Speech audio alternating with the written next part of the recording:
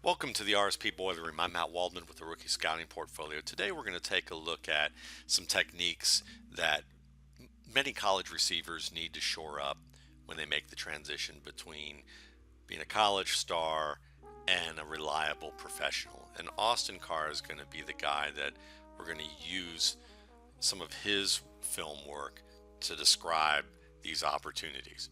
And the play that we're going to show has multiple things that I can share with you. We're going to start here.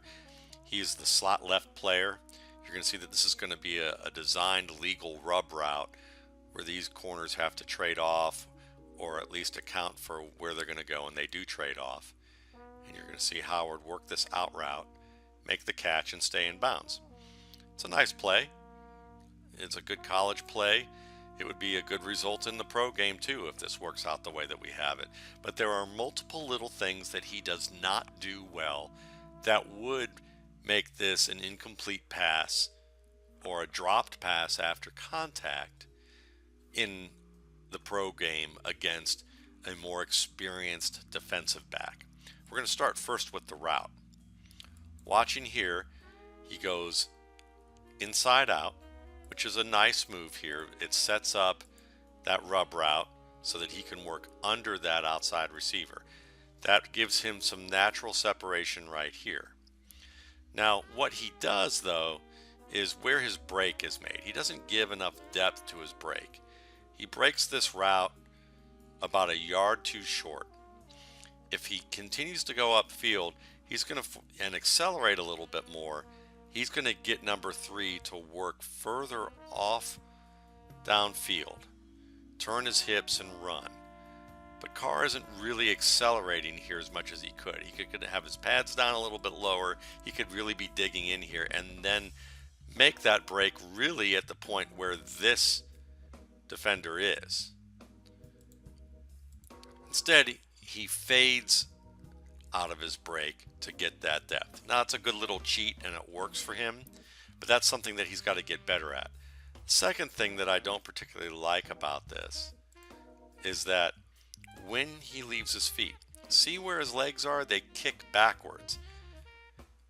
First of all, he didn't need to really leave his feet on this play. He could have extended his arms a little bit more first and then maybe left his feet just a little bit here. Instead, he leaves his feet to the point where when he gets pushed, he's in real danger of getting pushed out of bounds without getting his feet in the boundary. Now, he gets both in and makes the catch, takes the hit, and gets in. Those are some nice things, but let's look at it close up from the other angle as the ball's arriving. And look again at his feet kicking upward. See how high his feet are? They're not in control. They're further back. It's going to be harder for him to get his feet in. On top of that, see where he meets the ball. Instead of extending his arms to the ball,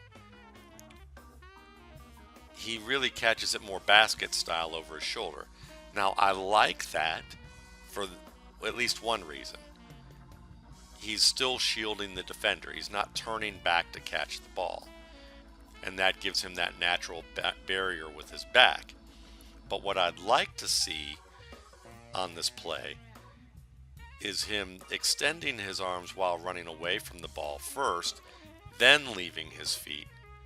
And he could make this catch with his hands, extend it away, still have that natural barrier, not have his feet kicking up so high, and he would have an easier time probably getting in bounds as well, especially if he had a little bit tighter coverage because he got depth earlier, or he's just facing a better defensive back who's able to negotiate this rub route a little cleaner, or might just be faster at breaking to the ball and having a better angle.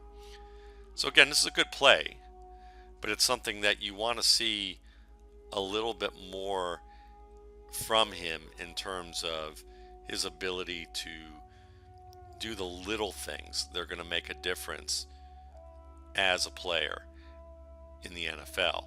And I'm going to show you maybe one more play where this happens. See him leap again. This leap, he's leaping to meet the ball to his chest rather than extending his arms. He takes the hit and he's thrown out of bounds and he doesn't make the catch. And that's a play that, again, see where his hands were at chest level instead of extending his arms above. Now he's trying to protect himself a little bit. But the result of doing that, he's out of control. He lands on the ground outside the boundary. Let's look at one more time. Just has to do a better job of high pointing. And if he did high point, he might not have had to leap as high and he wouldn't have been out of control. So you kind of see two plays that show you where he can improve his ball tracking and his extension to the football, as well as setting up routes and keeping his body in control to be mindful of the boundary. All these things are correctable. These are all things that I see with a lot of receivers entering the NFL game, but they're things to look out for when you're studying tape with players to see just how ready they are, because it's this myriad of small things that really spell the difference between a good pass catcher at the college level and a technically sound, consistently productive NFL wide receiver. What's interesting about Carr is that this is a consistency issue more than it is something he doesn't always know how to do. Take a look at this play. It's a 3rd and 8. He's the slot left receiver. And you're going to watch him work outside, reduce the shoulder from the reach of the defender. At the top of his break, he actually turns with good depth. He extends the stem long enough that he breaks beyond the boundary. And then watch his hands come up, and his feet are in much more control. His hands still could have been a little bit higher earlier to attack this ball and extend it further than what they were. But his feet are in better control. He's able to at least get 1 foot in bounds and hang on to the pass. And that's a more difficult play than the others in many respects because he was closer to the boundary. But he uses the technique as necessary here.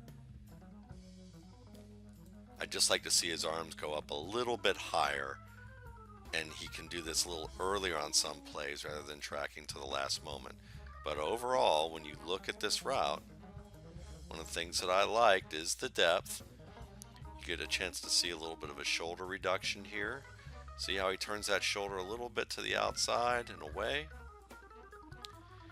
And his turn doesn't really get completed until he is beyond that marker. Nice play. Thanks again for watching.